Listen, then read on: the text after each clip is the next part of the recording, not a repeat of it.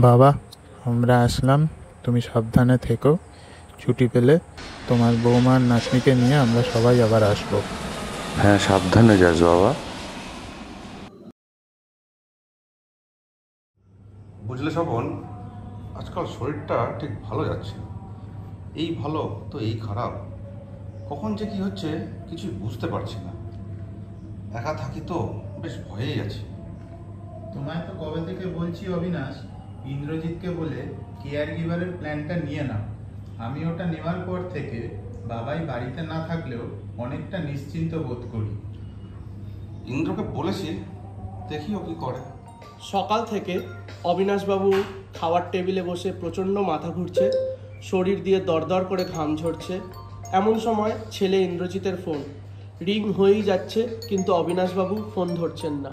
বাবা, কখন থেকে তোমাকে ফোন করছি, ধরছো না যে? শরীর টরীর ঠিক আছে তো?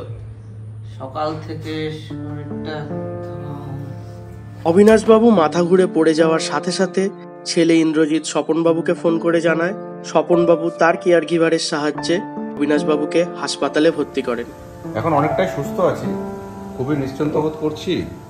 কেয়ার গিভাররা নিয়মিত যত্ন নিচ্ছে।